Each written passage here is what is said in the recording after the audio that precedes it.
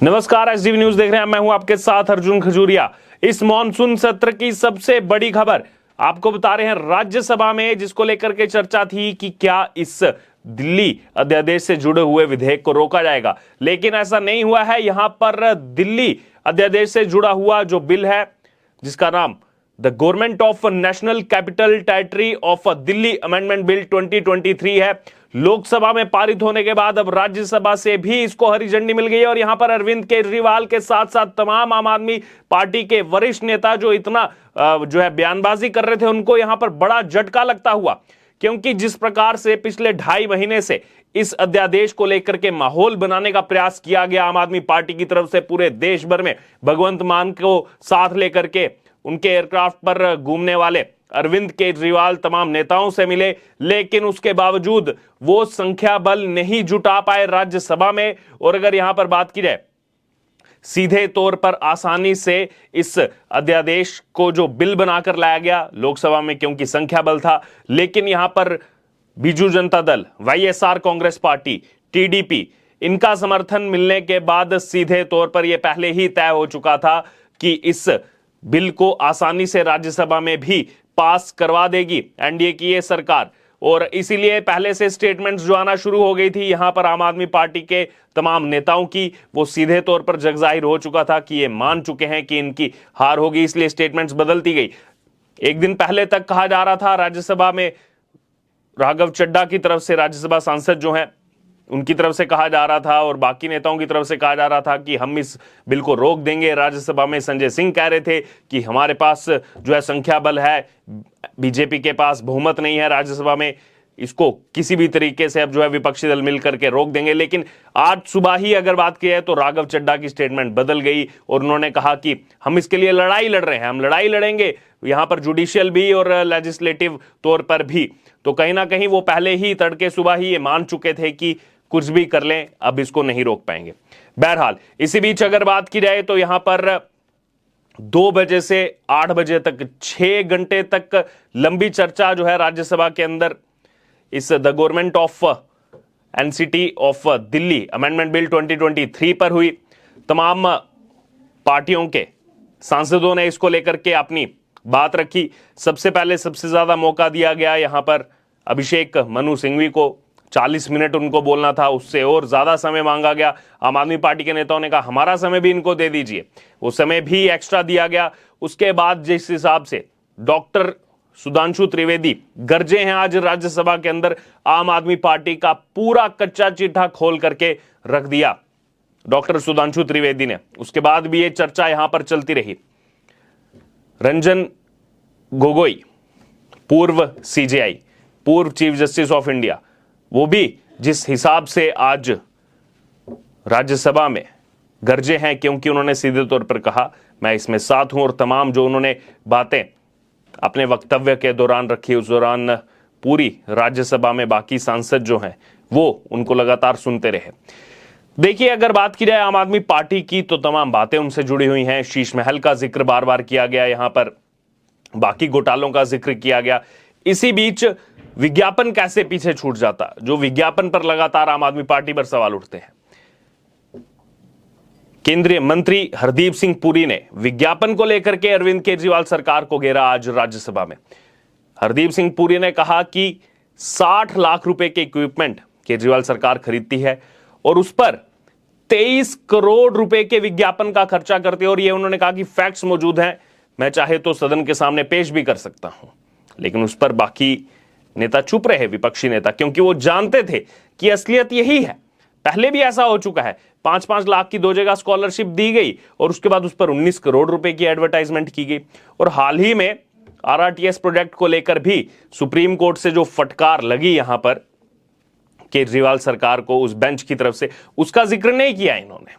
और ये भी जो सुप्रीम कोर्ट की तरफ से इनको पावर मिली थी, उसमें भी आधा अधूरा जो है यहां पर भाषण सबके सामने रखा, आधे अधूरे फैक्ट्स दुनिया के सामने रखे। बाकी चीजें, बाकी उसमें जो कहा गया था वो चीजें उन्होंने दुनिया के सामने रखी नहीं। बार बार चाहे लोकसभा हो चाहे राज्यसभा हो, जो चर्चा हुई उसमें 239A का जिक्र सामने आया कि संसद जो है वो दिल्ली से जुड़े यहां पर कानून बना सकती है, संसद के पास ये पावर है। अध्यादेश का यहां पर जिक्र हुआ, बार बार कहा गया तमाम नेताओं की तरफ से कि अध्यादेश ले आए, ये काला अध्यादेश है, अध्यादेश कैसे ला सकते हैं, ये देखिए सुप्रीम कोर्ट के फैसले को पलटने जा रहे हैं। इसी पर तमाम बीजेपी के सांसदों ने वहां पर जो पॉइंट्स रखे, एक तरफ राजस्थान से आने वाले घनश्याम तिवारी ने कहा कि 1951 में पहली बार कांग्रेस पार्टी की तरफ से ही अध्यादेश लाया गया, उसमें संशोधन किया गया। उसके बाद शाहबानो केस का उन्होंने जिक्र किया। सुधांशु त्रिवेदी ने तो कांग्रेस सरकारों के समय में, अलग अलग सरकारों के समय में कितनी बार अध्यादेश लाया गया वो चीज का भी खुलासा यहां पर किया। सुधांशु त्रिवेदी ने जैसे कहा कि जब नेहरू सरकार यहां पर थी, सबसे पहले नेहरू सरकार बनी, उस समय 70 बार लाया गया, फिर इंदिरा सरकार का जिक्र किया, 77 बार उसमें लाया गया, राजीव गांधी सरकार का जिक्र किया गया, 35 बार उसमें लाया गया, फिर नरसिम्हा राव सरकार का जिक्र किया गया कि 77 बार उसमें लाया गया, फिर 61 बार मनमोहन सरकार में लाया गया। इतना ही नहीं, जो फ्रंट बना था बीजेपी सरकार के अगेंस्ट में, 1.5 साल में 77 बार उसने अध्यादेश लाया था। और ये आज यहां पर आकर के बड़े बड़े भाषण दे रहे हैं कि लोकतंत्र की हत्या हो जा रही है। संजय राउत भी यही चीज बोल रहे थे, 2024 का जिक्र भी उन्होंने कर दिया कि 2024 के चुनाव में जो है नरेंद्र मोदी हारने वाले हैं, बीजेपी हारने वाली है। अरे अपनी खुद की पार्टी तो बचा नहीं पाए महाराष्ट्र में, बड़ी बड़ी बातें करते थे उस समय भी, बड़ा बड़ा जो है यहां पर हल्ला बोलते थे कि देखिए बाला साहब ठाकरे के बेटे जो हैं उद्धव ठाकरे, उनकी यहां पर जीत होगी।